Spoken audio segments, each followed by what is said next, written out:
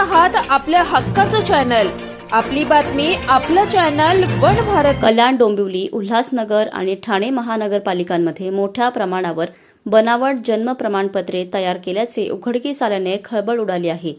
या प्रकरणी चर्चा करण्यासाठी माजी भाजप खासदार किरीट सोमय्या यांनी शुक्रवारी केडीएमसी आयुक्त अभिनव गोयल यांची भेट घेतली।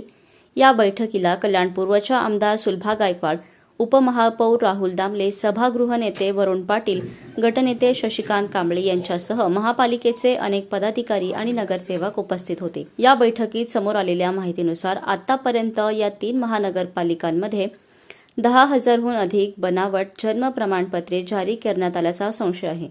एकट्या कल्याण डोंबिवली महानगरपालिका क्षेत्रात 2,000हून अधिक बनावट प्रमाणपत्रे आढळली आहेत। या घोटाळ्यात हजारो बांगलादेशी नागरिकांचाही सहभाग असल्याचा संशय आहे। या बैठकीनंतर आयुक्त अभिनव गोयल यांनी जन्म प्रमाणपत्रे जारी करण्यामध्ये घोटाळा झाल्याचे मान्य केले। संपूर्ण प्रकरणाच्या तपासासाठी पुढील 10 दिवसात एक विशेष तपास पथक स्थापन केले जाईल असे त्यांनी सांगितले। हे पथक बनावट कागदपत्रे तयार करणाऱ्या रॅकेटचा तपास करून गुन्हेगारांना शोधण्यात येईल।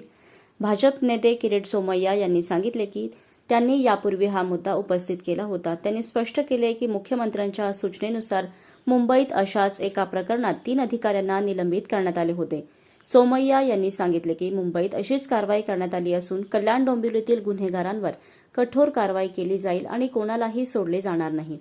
मिळालेल्या माहितीनुसार हे संपूर्ण प्रकरण बनावट कागदपत्रांच्या आधारे जन्म प्रमाणपत्रे जारी करण्याशी संबंधित आहे।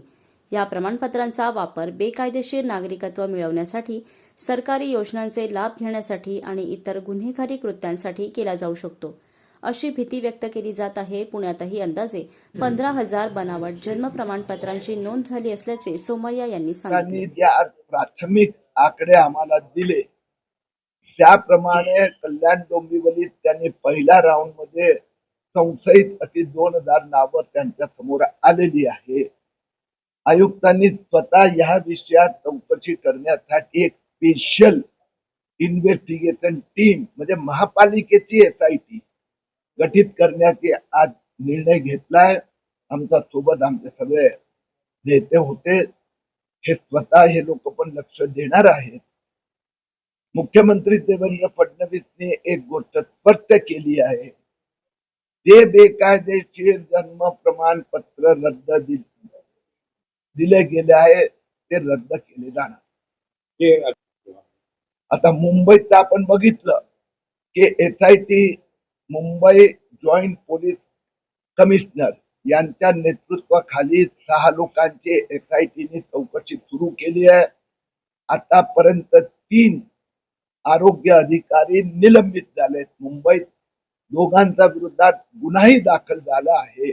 तशाच पद्धतीने कल्याण डोंबिवलीत आता SITची रचना होत आहे आणि त्यातले दोषी होणार। आता सगळ्या अधिकाऱ्यांवर कारवाई होणार। आता बैठकीत मी फार स्पष्ट केलं आहे की सरळ सरळ दिसतंय 44 वर्षाचा व्यक्ती, 54 वर्षाचा व्यक्ती, 64 वर्षाची व्यक्ती, त्यांना नाव बदलून किंवा स्पेलिंग मध्ये चूक आहे म्हणून नवीन सर्टिफिकेट बेकायदेशीररित्या दिलं गेलं। आता जो व्यक्ती 64 वर्ष एकच नाव चालवतोय, आता दुसरं सर्टिफिकेट, म्हणून फ्रॉड इथेही झाला आहे।